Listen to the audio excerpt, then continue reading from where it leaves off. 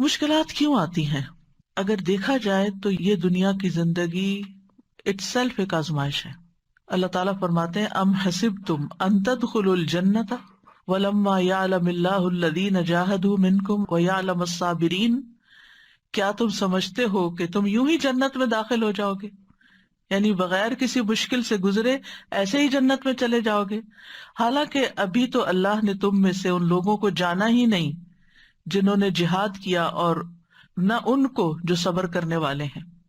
یعنی اللہ کی راہ میں جد و جہد کرنے والے اور صبر کرنے والے ابھی اللہ نے ان کو جانچا پرکھا نہیں، یعنی ان کی آزمائش ہونی ہے، ابھی ان کی پرکھ ہونی ہے کہ کون مشکل آنے پر اللہ کے راستے میں جد و جہد کو جاری رکھتا ہے اور کون اس مشکل پر صبر کرتا ہے. یعنی مشکل ہماری سچائی کو پرکھنے کے لیے آتی ہے کہ ہم کسی کاز میں کتنے سچے ہیں. اور ویسے بھی اس زندگی میں امتحانوں کا آنا لازمی ہے. اللہ تعالیٰ نے پہلے سے ہی بتا دیا وَلَنَبْلُوَنَّكُمْ بِشَيْءٍ مِّنَ الْخَوْفِ وَالْجُوعِ وَنَقْصٍ مِّنَ الْأَمْوَالِ وَالْأَنفُسِ وَالثَّمَرَاتِ وَبَشِّرِ الصَّابِرِينَ الَّذِينَ إِذَا أَصَابَتْهُمْ مُصِيبَةٌ قَالُوا إِنَّا لِلَّهِ وَإِنَّا إِلَيْهِ راجعون اولئک علیہم صلوات من ربہم ورحمہ واولئک هم المہتدون. اور ہم یقیناً تمہیں خوف اور بھوک اور مالوں اور جانوں اور پھلوں کی کمی میں سے کسی نہ کسی چیز کے ساتھ ضرور آزمائیں گے. یعنی اس دنیا پر پائے جانے والے ہر انسان کی آزمائش ضرور ہوگی، یعنی اس امتحان کے لیے وہ تیار رہے، ان میں سے کسی نہ کسی چیز سے، چاہے ایک ہو یا ایک سے زیادہ. پھر فرمایا ہم نے ان لوگوں کی آزمائش کی جو ان سے پہلے تھے، سو اللہ ہر صورت میں ان لوگوں کو جان لے گا جنہوں نے سچ کہا، اور ان کو بھی جو جھوٹے ہیں. یعنی کون سچے ہیں، اللہ کے وعدوں پہ یقین رکھتے ہیں، اور کون صرف زبانی کلامی یہ بات کرتے ہیں اور ایمان ان کے دلوں میں نہیں اترا. یعنی اللہ سبحانہ وتعالیٰ آزمائیں گے، اور صبر کرنے والوں کو خوشخبری دے دیجئے. وہ لوگ جب انہیں کوئی مصیبت آتی ہے تو وہ کہتے ہیں بے شک ہم اللہ کے لیے اور بے شک ہم اسی کی طرف لوٹ کے جانے والے ہیں. یہ وہ لوگ ہیں جن پر ان کے رب کی طرف سے کئی مہربانیاں ہیں اور بڑی رحمت ہے، اور یہی لوگ ہدایت پانے والے. تو اس سے پتہ یہ چلتا ہے کہ انسان کو جب کوئی مصیبت آتی ہے تو پھر انسان کے دو رویے ہوتے ہیں. ایک یہ کہ اللہ تعالیٰ سے دور ہو جائے، اللہ تعالیٰ سے ناراض ہو جائے، اور ایک رویہ یہ ہے کہ انسان اللہ ہی کی طرف پلٹے اور اللہ سبحانہ تعالیٰ سے مدد مانگے. اور مدد مانگنے والوں کے لیے اللہ تعالیٰ کی مدد آ جاتی ہے، ان پر ان کے رب کی طرف سے صلوات یعنی مہربانیاں نازل ہوتی ہیں اور رحمت نازل ہوتی ہے. یعنی طرح طرح کے وینیوز کھلتے ہیں ان کے لیے خیر اور بھلائی کے.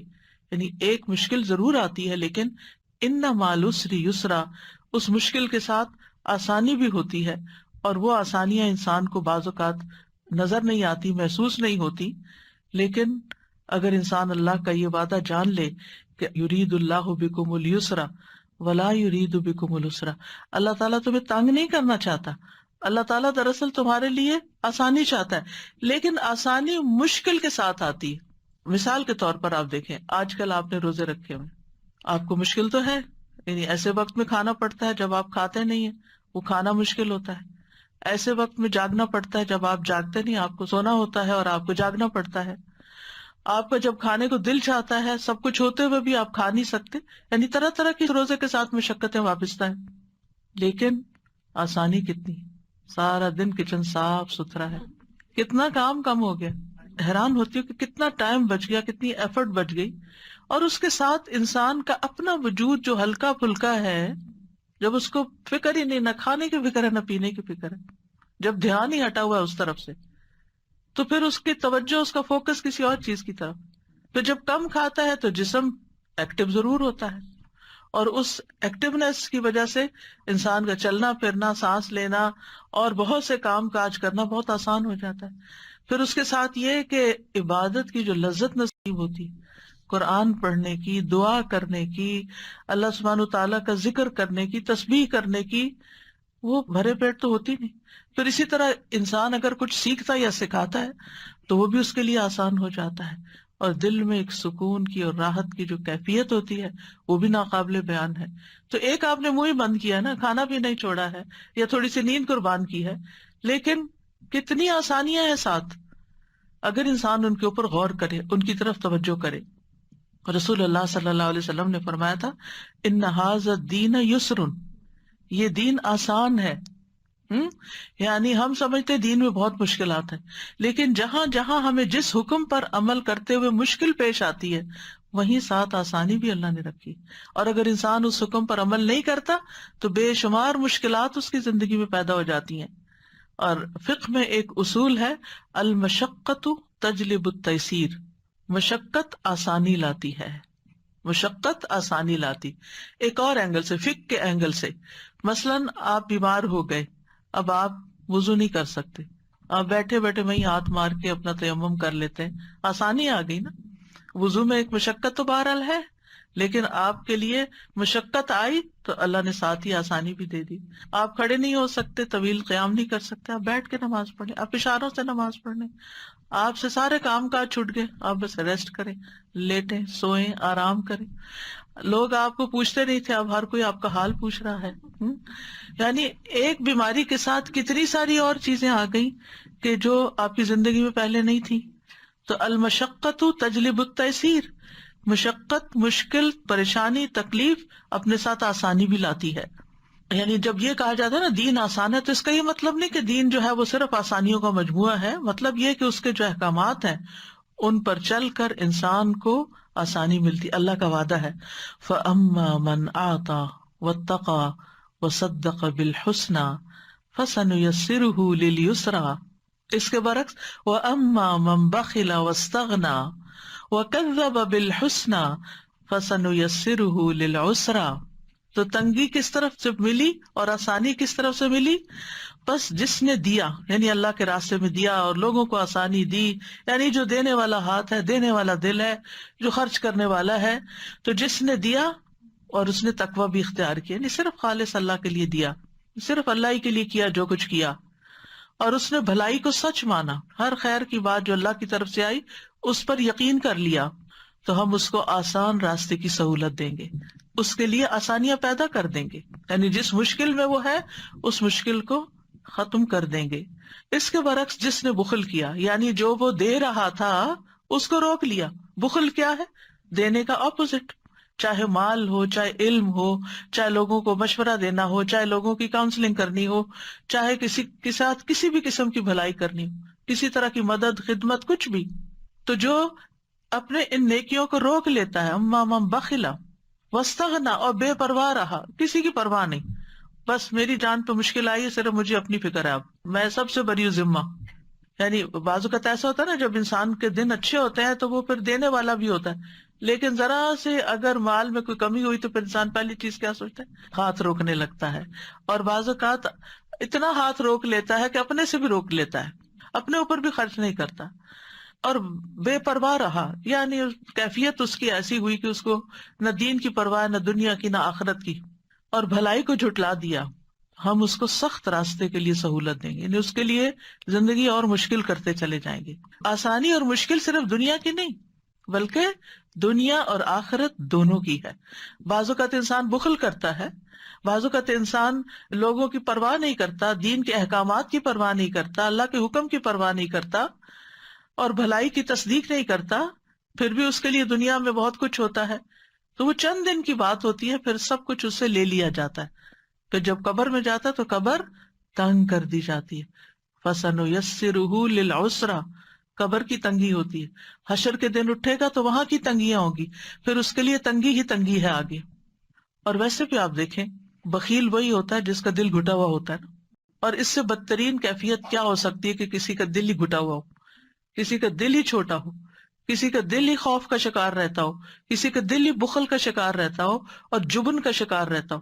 یہ سارے دل یا سینے کی کنسٹرکشن ہے کہ جس میں انسان کسی وقت خوش ہی نہیں ہوتا، اس کو ایک تکلیف اور ایک پریشانی ہر وقت لگی رہتی. جو دینے والا ہوتا ہے، جس کا ہاتھ کھلا ہوتا ہے نا، جس کی ہتھیلی کھلتی ہے، اس کا دل بھی کھلتا ہے، اس کو شرح صدر بھی ہوتا ہے. جو بانٹتا ہے اس کو ملتا ہے، جو دیتا ہے اس کے لیے وسعتیں پیدا ہو جاتی ہیں. یہ اللہ تعالیٰ کا وعدہ ہے. تو انسان کے مقابلے میں دینے والا بننا، اللہ کے مقابلے میں ڈرنے والا تقوی والا بننا، اور حق کے مقابلے میں اعتراف کرنے والا بننا، یہ آسانیاں لاتا ہے۔ اور دوسرا، انسان کے مقابلے میں روکنے والا، اللہ کے مقابلے میں سرکشی اور بے پرواہی کرنے والا، اور حق کے مقابلے میں انکار کرنے والا۔ ایسا شخص جو ہے پھر اللہ تعالیٰ اس کو تنگیوں میں ہی مبتلا کر دیتے ہیں۔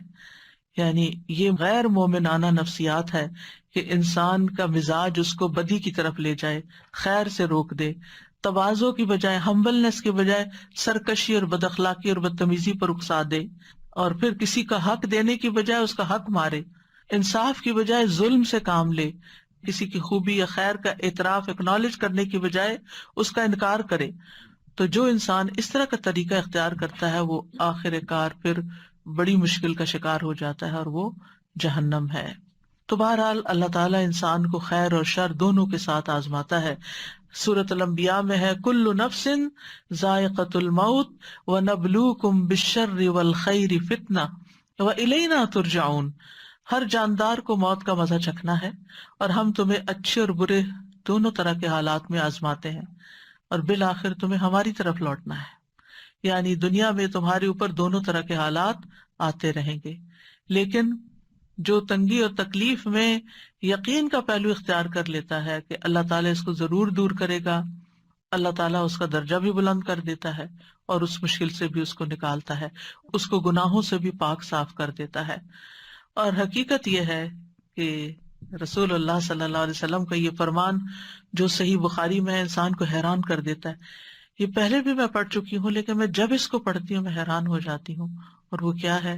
مَن یرد اللہ بہ خیرا یصب منہ، اللہ جس کے ساتھ بھلائی کا ارادہ کرتا ہے اسے مصیبت میں مبتلا کر دیتا ہے۔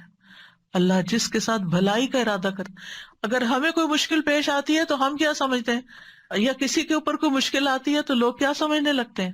کوئی گناہ کیا ہوگا نا، کوئی غلطی کی ہوگی نا، اور اس کو گلٹ میں مبتلا کرتے ہیں۔ لیکن یہاں پر کیا بتایا جا رہا ہے، اور صحیح بخاری کی صحیح روایت ہے کہ اللہ تعالیٰ اسے کسی مصیبت میں مبتلا کر دیتے ہیں جس کے ساتھ اللہ بھلائی کا ارادہ کرتا ہے۔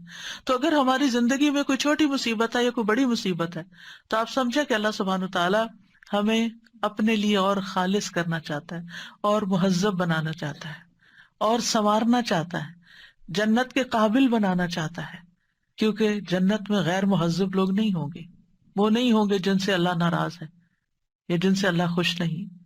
تو یہ اللہ کی بندے سے محبت کی نشانی ہوتی ہے۔ یعنی جب آپ کو کوئی تکلیف ہو تو اس وقت پریشان ہونے کے بجائے مسکرانا شروع کر دیں اور سوچیں اچھا اللہ تعالیٰ یہ آپ کی محبت ہے، میں اس پہ راضی ہوں، رضیت باللہ ربا وبالاسلام دینا وبمحمد نبیا۔ لیکن ہمیں ہمارے دین کے معاملے میں کسی آزمائش میں نہ ڈالنا۔ حضرت انس کہتے ہیں نبی صلی اللہ علیہ وسلم نے فرمایا زیادہ ثواب بڑی آزمائش کے ساتھ ہوتا ہے، زیادہ ثواب بڑی آزمائش کے ساتھ۔ جب اللہ کسی قوم سے محبت کرتا ہے تو انہیں آزمائش میں مبتلا کرتا ہے، پس جو راضی ہو جائے اس کے لیے رضا ہے، اور جو ناراض ہو اس کے لیے ناراضگی مقدر ہو جاتی ہے۔ انبیاء تمام مخلوق سے زیادہ اللہ کے قریب ہوتے ہیں، اللہ کے پیارے ہوتے ہیں، وہ اللہ کے دین کی خاطر مشکلات اٹھاتے ہیں، جانی مالی اولاد کی طرف سے، قوم کی طرف سے، اپنے پیاروں کی ہر طرف سے۔ لیکن ان کی زندگی میں جو تکلیف اور آزمائش آتی ہے وہ اللہ کی ناراضگی کی وجہ سے نہیں ہوتی، ان کے درجات کی بلندی کی وجہ سے ہوتی ہے۔